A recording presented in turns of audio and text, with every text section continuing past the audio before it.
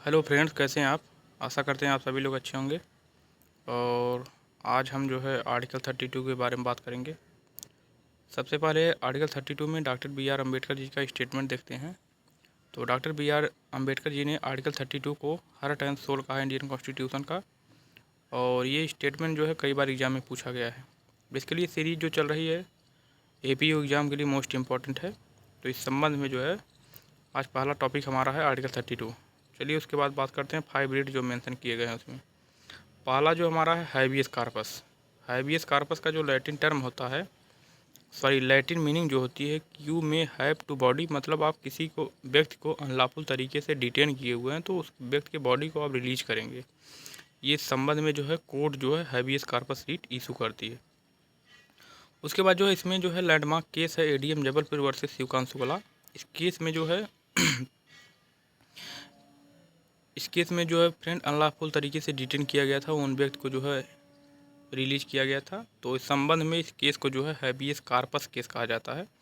तो इसलिए जो है लैंडमार्क केस है हैबियस कार्पस का। और उसके बाद जो है सेकेंड रिट हमारा जो है मंडामस। मंडामस का जो है लैटिन मीनिंग होता है कि the order or we command, it is order of superior court commanding a person और public authority to do public duty और perform its official duty correctly. It may be issued against any public body, a corporation, an inferior court or a tribunal and a government itself। इसमें क्या होता है कि friend कोई भी person है, अगर वो अपने पब्लिक ड्यूटी को, ऑफिशियल ड्यूटी को ठीक तरीके से नहीं कर रहा है तो उस संबंध में जो है कोर्ट जो है मंडामस रिट इशू करेगी उस व्यक्ति के अगेंस्ट कि आप जो है ये अपना पब्लिक ड्यूटी करेक्ट वे में करिए। अगर नहीं करते हैं तो वहाँ पर आपको जो है हटाया भी जा सकता है। तो फ्रेंड ये हो गया हमारा मंडामस। मंडामस में जैसे फ्रेंड हमने जो पॉइंट हाईलाइट किया हो उस पॉइंट को आप जो है केयरफुली ध्यान दीजिएगा। हाईलाइटेड पॉइंट जो है इम्पोर्टेंट है। अगर आप जो है जो हाईलाइटेड पॉइंट है जो हमने मतलब कलर में किया हो उस पॉइंट को भी अगर आप अच्छे से ध्यान दे लेंगे तब पर भी आपका ये कॉन्सेप्ट क्लियर हो जाएगा। और जो है मंडामस रिट को जो है जुडिशियल रेमडी रिट भी कहा जाता है। उसके बाद जो हमारा क्यो वारंटो है, क्यो वारंटो का लैटिन मीनिंग होता है कि by what authority or warrant it prevent person from holding an office इनलीगली।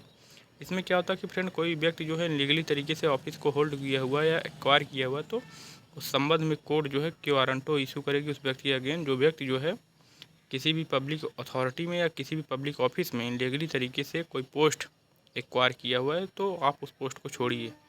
उसके बाद जो है प्रोहिबिशन होता है। प्रोहिबिशन का लिटरल मीनिंग होता है कि टू प्रोहिबिट।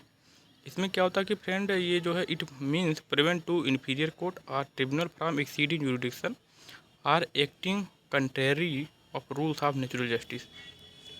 इसमें क्या होता है कि फ्रेंड जैसे मान लीजिए कोई इन्फीरियर कोर्ट है या ट्रिब्यूनल है अपने जुरिडिक्शन को एक्सीड करने का प्रयास कर रहे हैं तो उस संबंध में जो है कोर्ट जो है प्रोहिबिशन रिट इशू करेगा उस इन्फीरियर कोर्ट के अगेन या ट्रिब्यूनल के अगेन जो जुरिडिक्शन को एक्सीड करना चाह रही है तो उस संबंध में जो है प्रोहिबिशन रिट इशू किया जाएगा।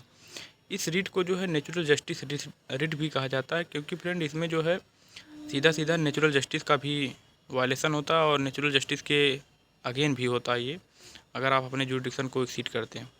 उसके बाद जो है हमारा है फ्रेंड लास्ट जो है सर्सियोरॉरी। इसका लिटरल मीनिंग होता है to be certified. It means order issued by superior court that is supreme court and high court. Article 32 में फ्रेंड ध्यान देना है कि आर्टिकल 32 में सुप्रीम कोर्ट के पास पावर दी गई है जबकि आर्टिकल 226 मतलब 226 में जो है हाई कोर्ट के पास पावर है कि वो रिट इशू कर सकती है to inferior court or body exercising judicial और quasi judicial authorities or correctional direction to the subordinate court if exceeding jurisdiction its decision question by the supreme court. यहाँ पर क्या होता है कि फ्रेंड मान लीजिए कोई इन्फीरियर कोर्ट है या ट्रिब्यूनल है जुडिशियल या क्वासी जुडिशियल बॉडी। तो इसमें अगर वो अपने जुडिक्शन को एक्सीड कर दे रही हैं तो वहाँ पर जो है कोर्ट को अगर उचित लगता है तो उनके डिसीजन को क्वेश भी कर सकती है, उनके आर्डर को क्वेश भी कर सकती है या तो उसमें जो है करेक्शनल डायरेक्शन भी इशू कर सकती है उस सबऑर्डिनेट कोर्ट को।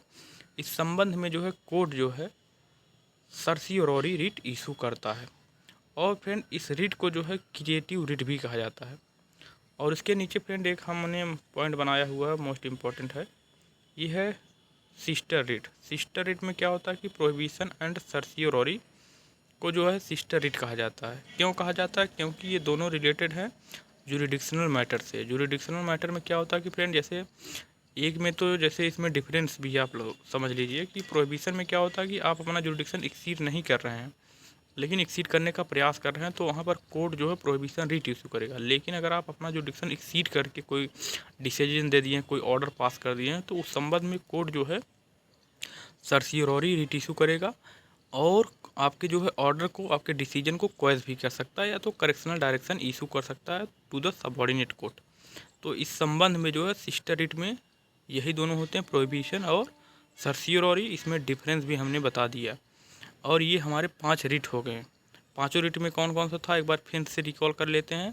पहला हमारा था हैबियस कार्पस, दूसरा हमारा था मंडामस, तीसरा हमारा था प्रोहिबिशन, चौथा हमारा था क्यो वारंटो, उसके बाद पांचवा हमारा है सर्सियोररी। तो I hope friend you are understand about article 32। मिलेंगे नेक्स्ट वीडियो में, तब तक के लिए जय हिंद।